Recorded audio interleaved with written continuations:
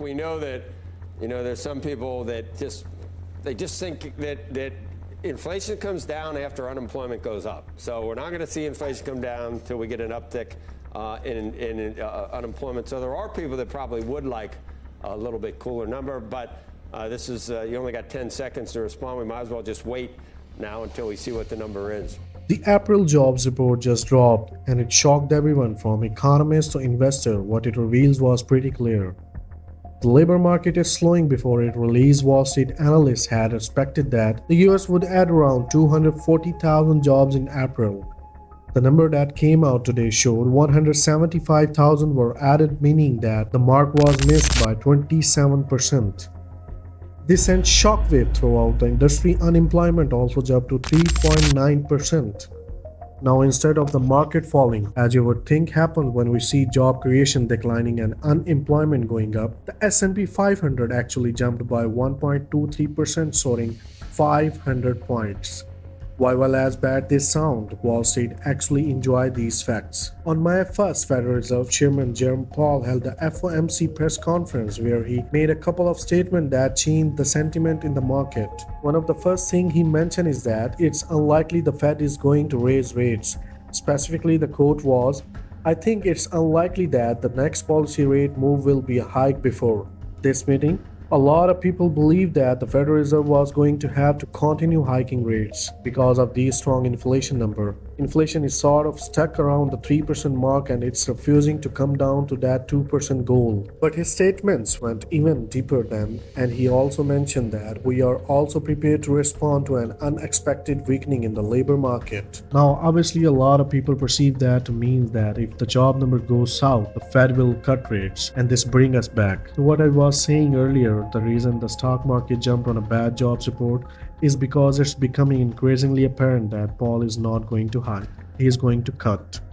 That's at least the perception out there. It seems like Wall Street often sees bad news as good news. But does this mean we are actually moving toward a weaker economy and job market, one that would make the Federal Reserve cut interest rates? Again, this was a reaction of Gary Cohn, IBM vice chairman, on CNBC following the job announcement, and he's pretty clear that this is a good number and that Wall Street sees it as a step in the right direction. You can hear him expand on these points in this clip. Do you rejoice with the markets over today's jobs report? Look, I think it's a very good number for today. It's just one number. And I remind this, and we've had this discussion here. It's one number. One number is a point. If we get a second number, we'll have a line. If we get three numbers, we'll get a trend. So we need to get three numbers in the right direction to get a trend. And also, these numbers are not science. They're art form. These numbers are subject to revision. We've talked about revisions a lot. The market hangs a lot on these numbers, and these are numbers that get revised and sometimes get wildly revised. We saw revisions down from last month. This number seems pretty consistent, though, with what we're seeing in the JOLTS data and other data around. And this is a number that's pleasing to those of us that sort of hang out in the markets. The Fed will be happy with this number. It shows a cooling. It shows their interest rates having effect. Market practitioners and people that trade the market feel like this is a good market because it puts the Fed back where they want to be. It puts them on a trend towards lower interest rates. And we're seeing, as you said, we're seeing wages come down, but wages have now sort of equalized with inflation. So we're not seeing a loss of purchasing power, but we're not seeing a gain of purchasing power. So it sort of lands in a good spot for now. Does it give you confidence that the inflation numbers will start to come in worse than expected, which is something the Fed needs to see? Look, Sarah, it's a number. It's a start. Hopefully this is a start of a new trend. There's a start of a trend of sort of tackling that last mile that we've talked about. Getting inflation down from 9 to 4% or 3.8%, that was relatively easy. Getting inflation down from 3.8 to 2 and 2 and below 2, that's difficult. So you just heard Garcia emphasize the fact that this is just one point, but it's actually part of a greater body of evidence that is starting to form a trend. One other aspect that analysts on Wall Street are looking at is earnings reports from various companies. Take Starbucks for instance. Its stock dropped more than 17% in just 2 days after revealing that same-store sales fell 3% and traffic fell 7%. The CEO and their earning call said, quote, "In this environment, many customers have been more strict about where and how they choose to spend their money. And this fact may not seem like a big deal to a lot of people, but it sort of gives you a portal into how people are behaving right now. If they are choosing to spend less money on overpriced coffee, it can be said that the things out there from the consumer side are changing rather quickly."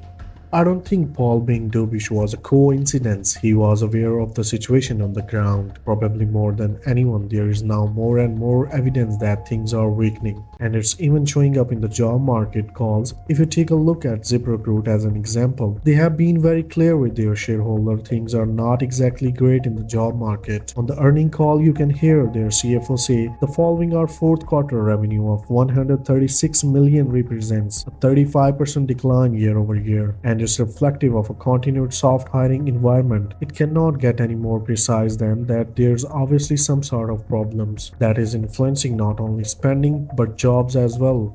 Now you may say to yourself, well, all of this is because the unemployment report says that we are at near record lows, and that is true. If you look at the chart, you can see that we have been moving up since about January of last year, where we have crept up so slowly that even zoomed out and compared to other peers, this looks like no reason for concern. However, I will not rest on this way of thinking. Let's look at the year-over-year change in unemployment on a chart. When this chart peaks indicating the fastest change in unemployment compared to a year ago, it often signals the end of a recession. In essence, peak unemployment is the best time to buy stocks because an economic turnaround is likely just around the corner. Take the 2007 recession. For example, unemployment changes peak in April 2009, marking the beginning of the economic recovery. From there, the market started its long upward trend, signaling a massive recovery. However, the real impact of a recession is felt by people. Well before these peaks are visible on a chart, unemployment can spike suddenly or preceded by smaller indicators, supported by the other evidence we have discussed. So this is exactly why you are seeing people worry. They read these consumer spending reports, the job market reports, and they see unemployment take up. And they think this is how it begins rightfully. So as history has proven that typically this is how it slowly starts to happen. However, on the brighter side, there are positive. As I mentioned earlier, the Federal Reserve will lower interest rates if unemployment becomes unstable. This action can greatly benefit businesses, the stock market, and job creation. If Chairman Paul timed this correctly, the current slight economic weakness could be quickly mitigated by the Fed's interest rates adjustments. And to make it even better, it wouldn't even take a Fed cut to do this right now. Even the perception that the Fed will lower rates at some time in the future is enough to push the market up significantly. As we saw with the S&P 500 this week's actually low rates wouldn't mean cheaper mortgages and a boost in stock market values, which would obviously have an even greater effect than propping up this entire economy. The challenge for Paul is balancing the prevention of a recession with keeping inflation low, a nearly impossible task. As one often impacts, the other good news is with interest rates at 5%, there's room to adjust them as needed without causing significant disruptions. Thank you guys for watching. As always, please make sure you hit that like and subscribe button if you enjoyed it. And let me know in the comments below what you're seeing at your jobs. Is there weakness in the market or are these just overreactions?